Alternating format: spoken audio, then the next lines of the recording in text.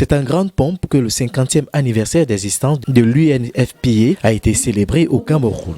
C'est à Kribi, ville balnéaire, que les festivités de cette célébration ont eu lieu. C'est un honneur pour la ville de Kribi d'abriter cet événement d'envergure internationale. Messieurs les ministres, Madame la représentante du Fonds des Nations Unies pour la population, aux différents départements ministériels impliqués dans cette organisation, à tous les partenaires et toute l'équipe d'organisation des activités qui ont meublé cette célébration, je vous prie de recevoir nos remerciements pour l'expertise et l'encadrement accordé à nos populations durant les articulations marquant la célébration de la Journée mondiale de la population. Notre souhait est qu'elles aient tiré le meilleur parti de ces rencontres. Cette célébration a connu diverses activités, notamment un défilé pour marquer le vivre ensemble, des danses folkloriques et bien d'autres activités.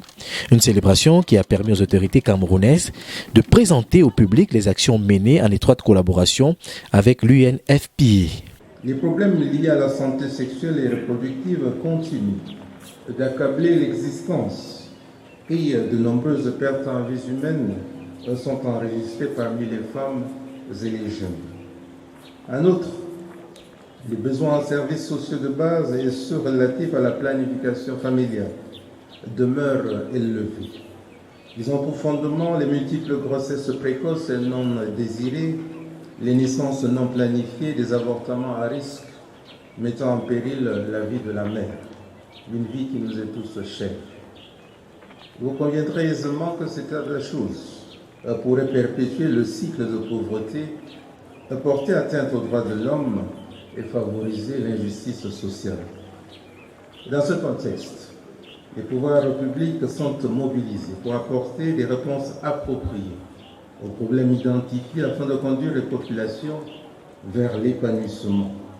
Épanouissement avec un impact réel sur le développement harmonieux de la nation, mais aussi sur celui de leur famille, comme l'a relevé le chef de l'État, son Excellence Paul Biya, à l'occasion de la prestation de serment le 6 novembre 2018, je cite.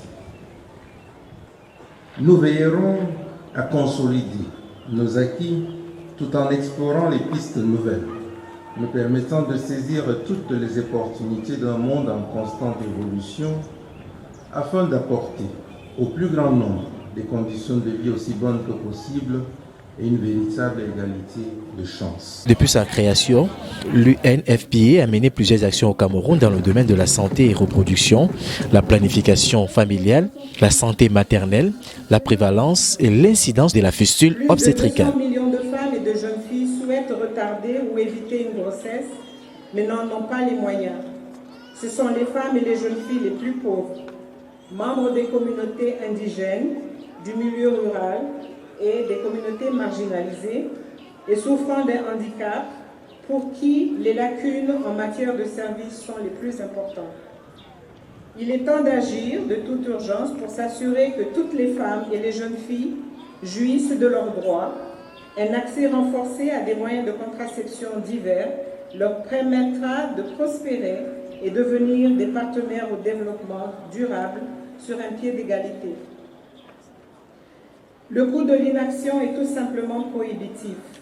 Augmentation du nombre de décès des femmes et des filles, des grossesses non désirées, d'avortements dangereux, d'abandon scolaire du fait de la pression sociale, un gaspillage du potentiel des individus et des sociétés.